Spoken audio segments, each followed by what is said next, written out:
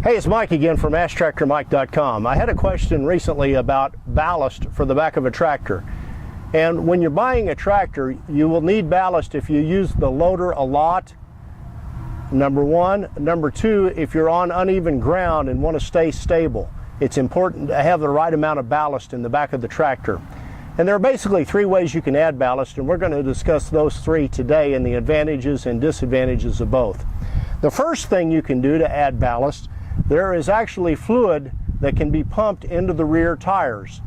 In the old days, there was a calcium chloride solution that tended to rot out the rims. And if you're looking at older tractors, a lot of times you'll see a whole lot of rust around the rims because of the fluid that was in there that ate away at them. The new fluid is more of an antifreeze solution. It's non-caustic.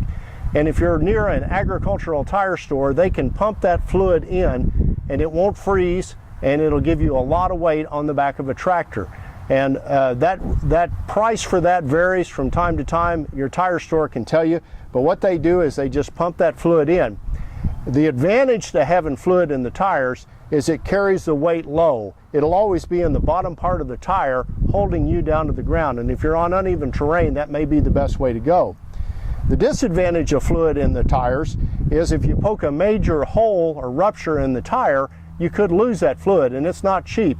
So, but another thing you can do with the fluid, if you trade tractors, the tire shop can pump the fluid out of that tire and pump it into a new tractor and give you weight there.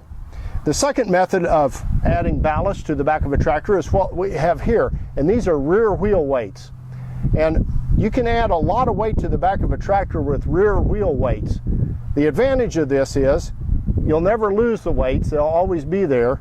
The two disadvantages of the weights, the weight is just a little bit higher, and also it's a bearcat if you ever have to change a tire to get the tire on and off. And that's why I recommend, if you go with wheel weights, buy them from your local dealer, have them install them, because they'll have the products necessary to get them on and get them mounted right. Rear wheel weights can be added sometimes on the inside of the tractor, in other words back here, but almost always can be added on the outside, and sometimes you can stack the weights. And most of the time the people that make weights will be able to tell the dealer whether you can add multiple weights to the outside and still be fine. What weights consist of is the actual weights, and this tractor has got 3 weights on each side for a total of 6. We'll include the weight, and then it also includes hardware, which if you put the weights on yourself, you'll have to come up with a hardware, which is usually a long all-thread stud that goes in that attaches them. So that's the second way you can go on weights. Weights vary in price. They'll generally cost about the same as fluid. In the old days, it was $1 a pound, but with fuel prices and steel prices rising, I've seen it higher than that now, and that varies depending on where steel and freight rates are. One thing you want to look at when you're buying a new tractor is to make sure the wheels have holes in them to accommodate mounting of the wheel weights. This tractor has 4 holes. This tractor has 3 holes, which is fine, but this smaller tractor has 0 holes, and that means that wheel weights are not an option on this tractor.